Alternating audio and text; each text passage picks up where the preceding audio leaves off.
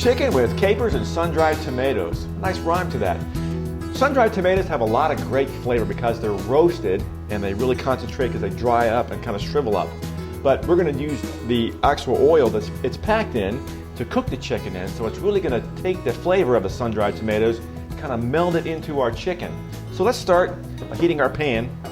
We're medium-high heat for about 1 minute, and we'll go ahead and prep our sun-dried tomatoes. Now, of course, you're going to look for the sun-dried tomatoes, of course, that are packed in the oil. These are kind of neat because they're already julienne, so it's less chopping on our part.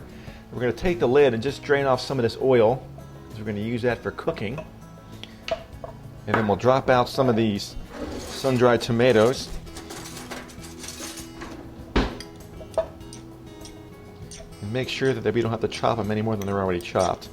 These look pretty good. We'll give them a little rough chop just to bring them down just a little bit more. And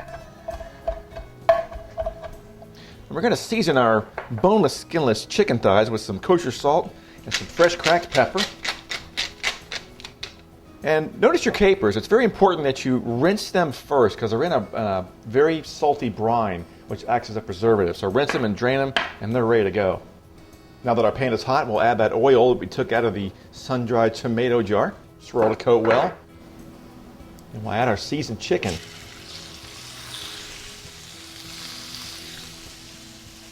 And let's pop them loose and give them a turn after about 1 to 2 minutes. Looking for some nice bronzing and some nice caramelization on them. Looks pretty good. It smells good too.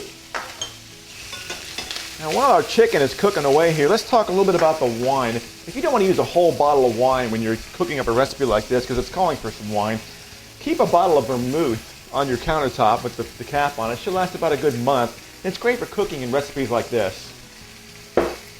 Our chicken's almost done, so let's go ahead and chop up some fresh basil. I grow my own basil, and if you don't grow yours, you got to give it a try. It's really simple. And of course in Arizona, hey, you can grow it probably pretty much year round. So the trick is you don't want to chop your basil until just before you're going to put it in the pan.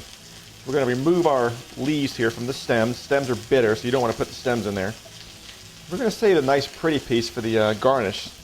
And we'll stack these leaves up. And then what we'll do is we're going to roll them up like a little mini cigar. And then we'll give them a chop with our knife or a slice, which will make a ribbon type of cut called a chiffonade. And we're ready to go. Let's give them one more chop here. We're ready to go. Well, it looks like our chicken is done here, so we're going to remove it to our serving plate. Right in the middle. We'll stack them up real nice. And we're going to set these aside.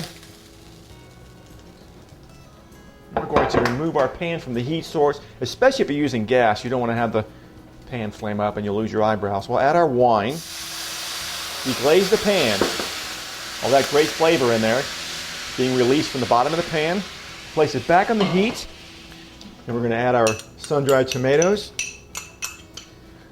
our capers, our chicken stock, our fresh basil, and then we'll bring it back to a simmer. And we'll let the liquid reduce by half. Reducing the liquid is a secret to any of these dishes where we're making a sauce. It really concentrates those flavors and brings it all together. Now, it's not in the recipe, but we're going to pop in just a little bit of butter just to finish off our sauce. Round off the edges and give it a nice smoothness. Wow. Let's serve.